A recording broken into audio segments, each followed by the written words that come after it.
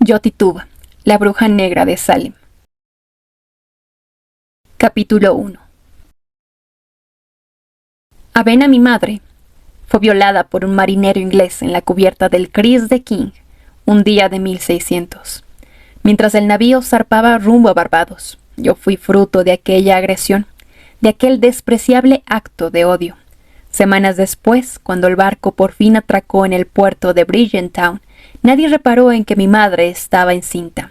Como rondaba los 16 años y era hermosa, con aquella piel suya de azabache y el dibujo sutil de las cicatrices tribales a la altura de los pómulos, un rico terrateniente llamado Darnell Davis pagó un buen dinero por ella. Compró además 2 hombres, también asantes, víctimas de las guerras con los Fanti. La idea era que mi madre estuviera al servicio de su mujer, que no soportaba la vida lejos de Inglaterra y cuya salud, tanto física como mental, precisaba de cuidados constantes. Debía suponer que mi madre sabría cantar, bailar y hacer, en fin, todo tipo de negrerías varias para distraerla. Y por lo que se refiere a los 2 hombres, los pondría a trabajar en su plantación de caña de azúcar, que era bastante próspera, y en sus campos de tabaco. Jennifer, la esposa de Darnell Davis, apenas era un par de años mayor que mi madre. La habían casado a la fuerza con aquel hombre rudo y detestable, que la dejaba sola todas las noches para salir a empinar el codo, y que además, a aquellas alturas, ya acumulaba una caterva de hijos bastardos. Jennifer y mi madre enseguida trabaron amistad. Después de todo, no eran más que 2 niñas atemorizadas por el rugido de las bestias nocturnas y por el teatro de sombras que ofrecían los flamboyanes, las jícaras y las ceibas de la plantación. Se acostaban juntas, mi madre acariciaba y jugueteaba con las largas trenzas de su amiga y le contaba las historias que mi abuela le había narrado a su vez en Ahuapi, su pueblo natal. Invocaba todas las fuerzas de la naturaleza para que acudieran a guardar su cama y protegerlas por la noche durante el sueño. Dios las librase de que los demonios bebedores de sangre les chuparan hasta la última gota antes del amanecer. Cuando Darnell Davis se dio cuenta de que mi madre estaba embarazada, montó en cólera. Menuda compra había hecho. Había tirado un buen puñado de libras esterlinas a la basura. Ahora tendría que cargar con una mujer enferma y completamente inútil. Así que, ignorando las súplicas de Jennifer, decidió castigar a mi madre, entregándola a uno de los asantes que había adquirido en la misma compra, de nombre Yao. Pero el agravio no se quedó ahí, sino que además se le prohibió volver a poner un pie en la hacienda. Yao era un joven guerrero que no se resignaba simplemente a plantar, cortar y acarrear la caña hasta el molino. En 2 ocasiones, de hecho, había masticado raíces venenosas para intentar matarse.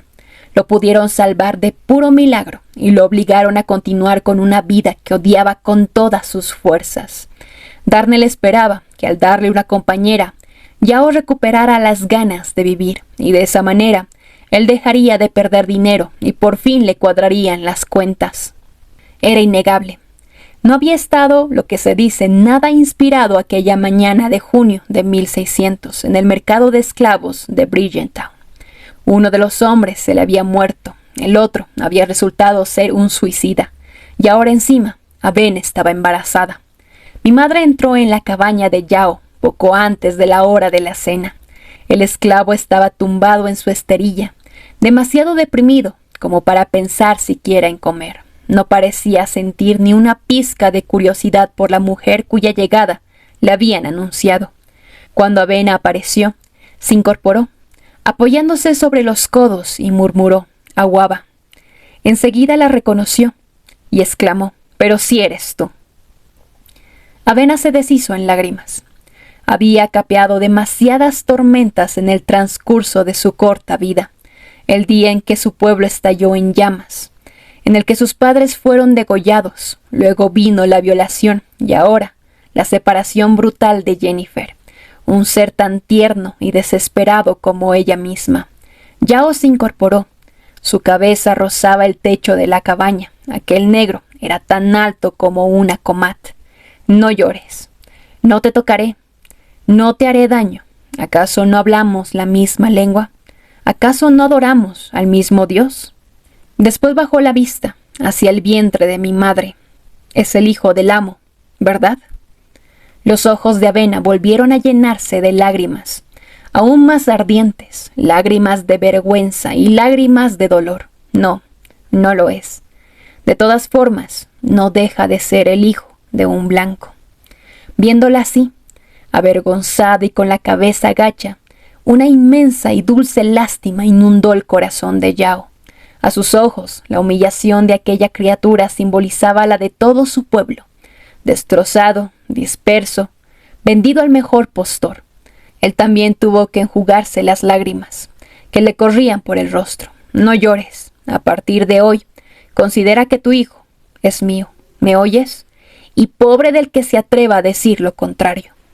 El llanto de Avena no cesaba. Yao le acarició la barbilla para que levantara la cabeza y le preguntó: ¿Conoces la historia del pájaro que se reía de las hojas de la palmera? Mi madre esbozó una sonrisa. ¿Cómo no voy a conocerla? De pequeña, era mi historia favorita. La madre de mi madre me la contaba todas las noches. La mía también. Y la del mono que se creía rey de la selva, trepó a la copa de un hiroco pensando que así todos los animales se inclinarían ante él. Pero la rama a la que estaba encaramado se partió y terminó cayéndose de culo al suelo. Acabó lleno de polvo. Mi madre se rió. Hacía muchos meses que no se reía. Yao tomó el hatillo que la joven traía en una mano y lo dejó en una esquina de la cabaña, disculpándose. Verás que todo está hecho un desastre. No tenía ganas de seguir viviendo. Últimamente, la vida me parecía un charco de agua sucia y evitaba pisarlo a toda costa.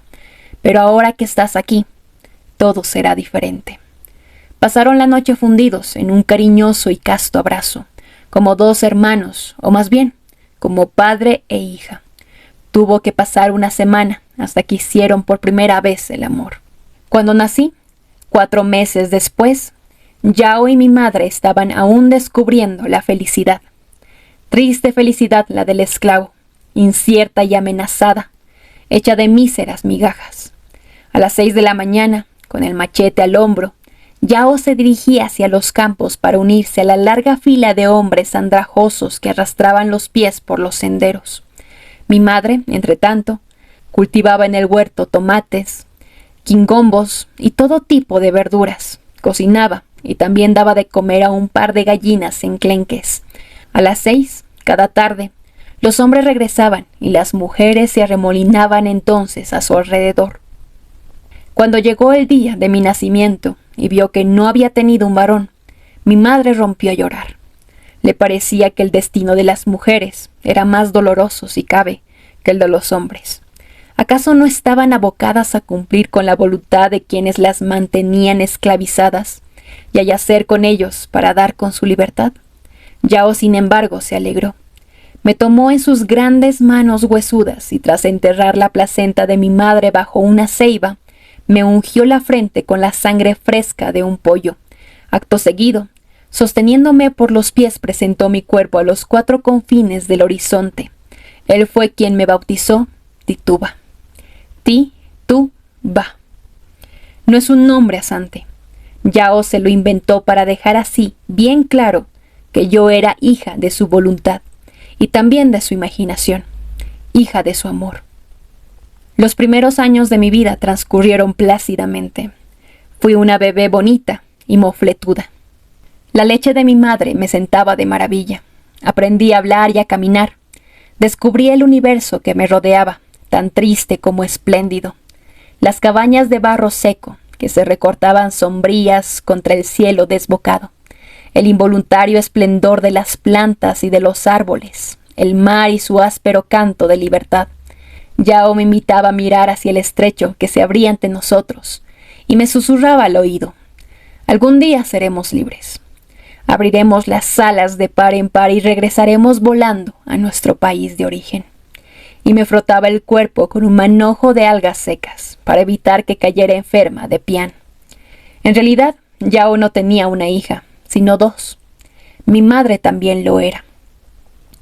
Para ella, aquel hombre era mucho más que un simple amante. Era un padre, un salvador, un refugio.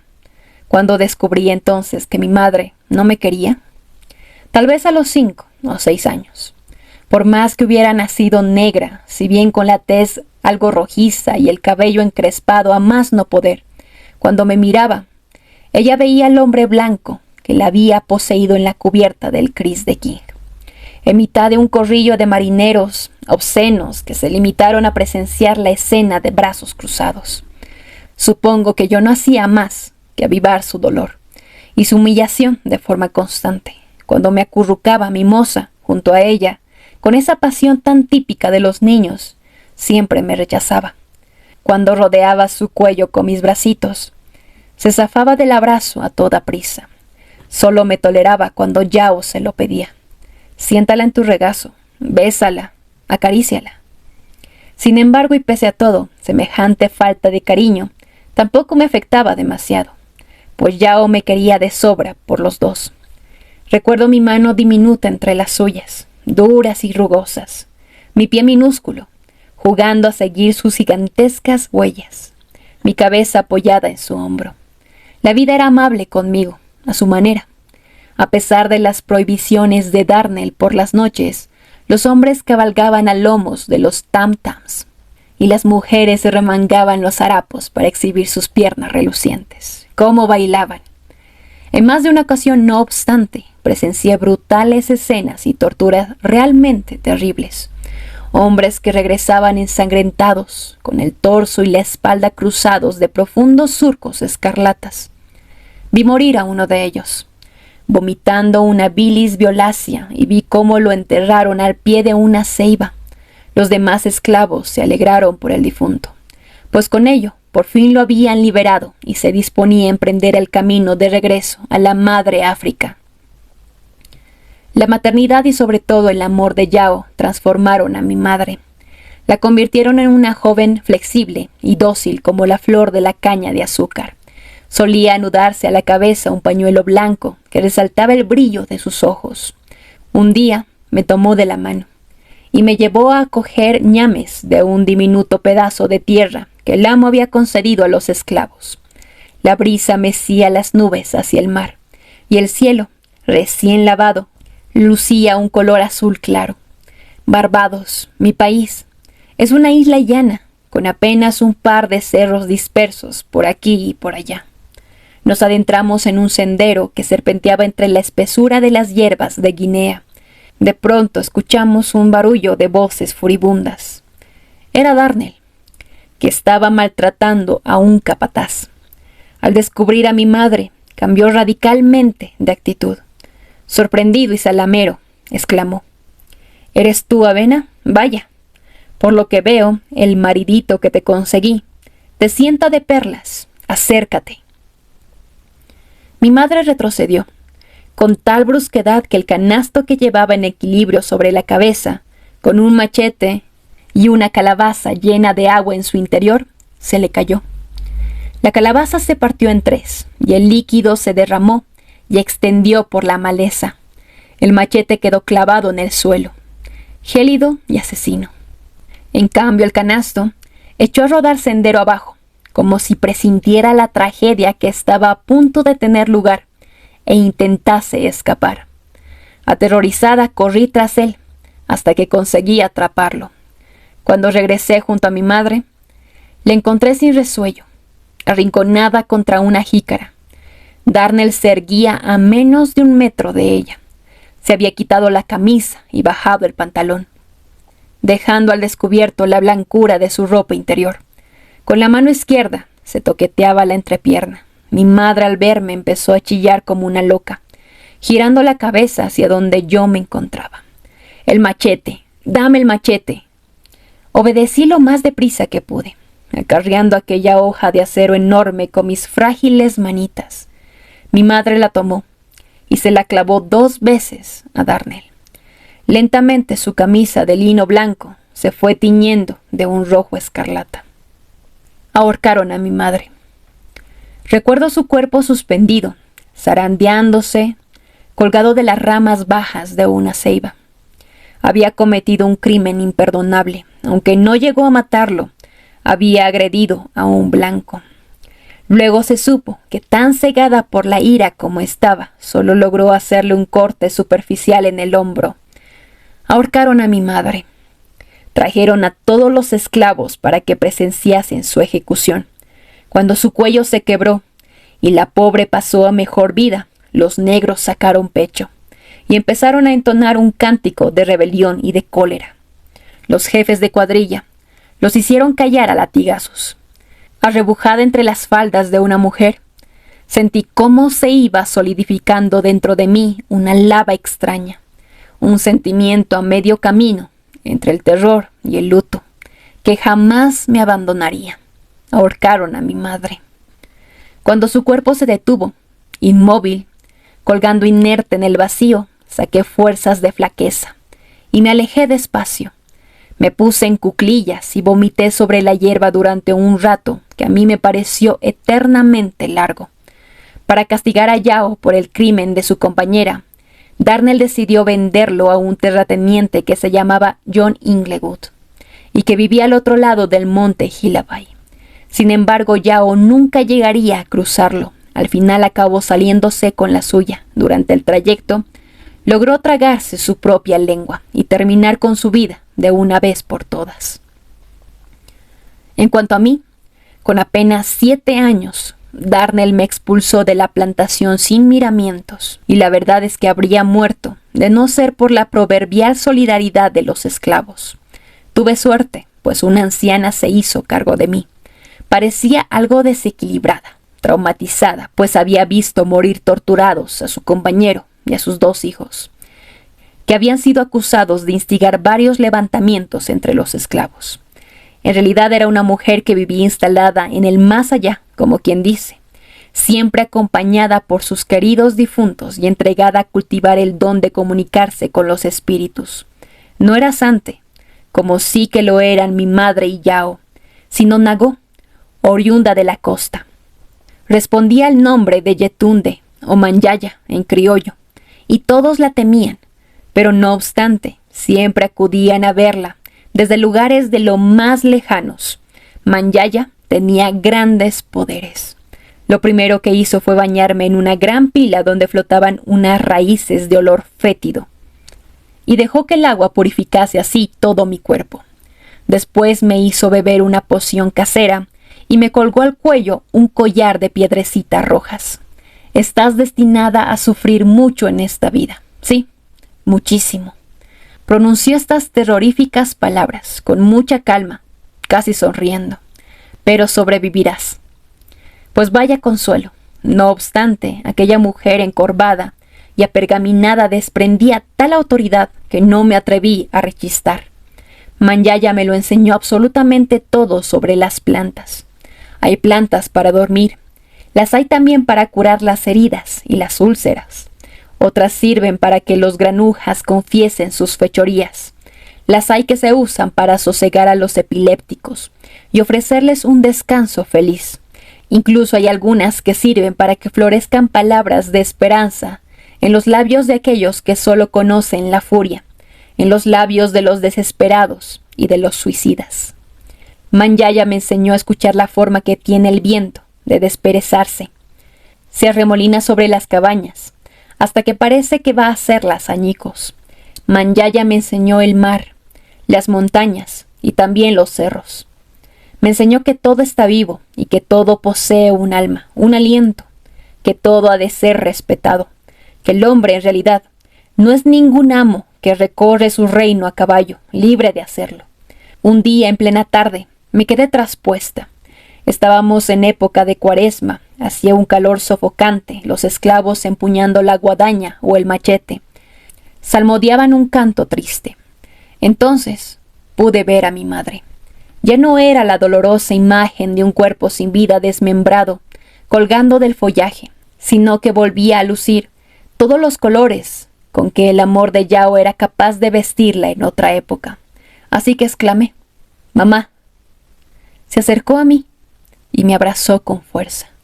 Dios mío, qué suaves eran sus labios. «Perdóname, hija mía, por haber creído durante aquellos años que no te quería. Ahora lo veo todo con claridad. Nunca te abandonaré. Exultante de felicidad grité. ¿Y Yao? ¿Dónde está Yao? Se giró. También está aquí. Y al instante, Yao apareció ante mí. Más tarde fui corriendo a contarle aquel sueño a Manyaya. La encontré pelando raíces para la cena. Una sonrisa pícara se dibujó en su rostro. ¿De veras crees que ha sido un sueño? Aquello me dejó completamente atónita. Manyaya pasó entonces a instruirme en ciertas artes que requerían de un saber más elevado. Los muertos solo mueren si dejamos que perezcan en nuestros corazones. Pero mientras sigamos queriéndolos y respetando su memoria, mientras continuemos depositando sobre sus tumbas sus guisos preferidos, y nos retiremos periódicamente para honrarlos, mientras hagamos todo eso, seguirán con vida. Estarán ahí, a nuestro alrededor, por todas partes, sedientos de recuerdos y de cariño. Solo bastarán un par de palabras para invocar su presencia y sentir el abrazo urgente de sus cuerpos invisibles, siempre impacientes por sernos útiles. Pero pobre de aquel que se atreva a enfurecerlos. Los muertos no perdonan jamás. Persiguen a quien los ofende, aunque sea sin querer, con un odio implacable. Manyaya me enseñó las plegarias, las letanías y los gestos adecuados con los que hemos de tratarlos. Me enseñó a deshacerme de mi envoltura humana a voluntad y a ser como un pájaro en el árbol. Me enseñó a ser insecto entre la hierba seca, una rama croando en el río Ormonde. Pero sobre todo, me enseñó cómo realizar los sacrificios, con sangre, con leche, con líquidos esenciales. Por desgracia, pocos días antes de que yo cumpliera 14 años, el cuerpo de Manyaya sucumbió a las leyes de la naturaleza. No derramé ni una lágrima cuando le di sepultura. Sabía que nunca estaría sola y que a partir de entonces serían 3 las sombras que se turnarían para velar por mí. Fue por aquel entonces cuando Darnell decidió vender la plantación. Unos años antes, Jennifer, su esposa, había perecido dando a luz a un niño débil y cetrino, al que la fiebre no abandonaba, aunque lo amamantaba una esclava de generosos senos que había sido obligada a abandonar a su propio hijo para ejercer de nodriza. El bebé se consumía sin remedio. El instinto paterno de Darnell, angustiado por lo que el destino le deparaba a su único descendiente de raza blanca, lo impulsó a regresar a Inglaterra para así intentar salvarle la vida. El nuevo amo procedió de manera poco habitual y decidió comprar aquellas mismas tierras, pero vacías de esclavos. Con los pies trabados y una soga al cuello, los cautivos viajaron a Bridgetown para ser nuevamente vendidos y repartidos por los 4 confines de la isla. Padres e hijos, madres e hijas, todos fueron separados de sus familias. Como yo ya no era propiedad de Darnell y nunca me había considerado más que un parásito escondido en la plantación, no formé parte del fúnebre cortejo que se encaminó hacia el mercado de subastas. Yo conocía un escondite en la orilla del río Ormonde, oculto ante los ojos del hombre, desconocido para todos, pues en aquel lugar la tierra era fangosa y yerma, nada propicia para el cultivo de la caña. Allí me construí, sin ayuda de nadie, una cabaña que conseguí mantener en equilibrio sobre los pilotes de madera. Con mucha paciencia, poco a poco, fui moldeando y sembrando la tierra hasta delimitar un jardín del que pronto crecieron todo tipo de plantas rituales, siempre respetando las voluntades del sol y del aire. Soy consciente de que aquella fue la época más feliz de mi vida. Jamás estaba sola, ya que los invisibles me rodeaban con su delicada presencia, sin llegar a agobiarme en ningún momento. Manyaya se afanaba con ahínco en convertirme en toda una experta en plantas. Bajo su tutela me atreví a practicar injertos de lo más insólito. Y probé a plantar esquejes de pasiflora con otros de ciruelas huevo de toro, de jobo venenoso con groselas verdes y de azalea con persulfurosa. Aprendí a preparar poderosos menjunjes y fuertes pociones. Al atardecer el cielo violeta de la isla se extendía sobre mi cabeza como un gran manto bordado con estrellas resplandecientes. Por la mañana el sol relucía con el brillo de una trompeta recién bruñida que parecía invitarme a bailar.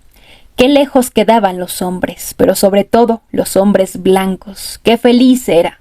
Por desgracia, aquella dicha no duró demasiado. Un buen día, una fuerte ventisca me destrozó el corral y me vi forzada a salir corriendo en busca de mis gallinas y de mi precioso gallo escarlata. Fue así como traspasé y dejé atrás los límites de mi pequeño mundo. En un cruce de caminos me topé con un grupo de esclavos que transportaba un cargamento de caña hasta el molino. ¡Qué espectáculo más triste! Rostros demacrados, harapos del color del barro, miembros escuálidos, piel enrojecida por la escasa alimentación. Un niño de apenas 10 años ayudaba a su padre a conducir la carreta con un semblante sombrío, lúgubre, como el de un adulto que hubiera perdido completamente la fe. Al verme, dieron un respingo y se arrodillaron dóciles sobre la hierba. A continuación, media docena de ojos se alzaron hacia mí, llenos de respeto y pavor a partes iguales. Me quedé boquiabierta. ¿Qué clase de rumores estarían circulando sobre mi persona? Aquella gente parecía temerme.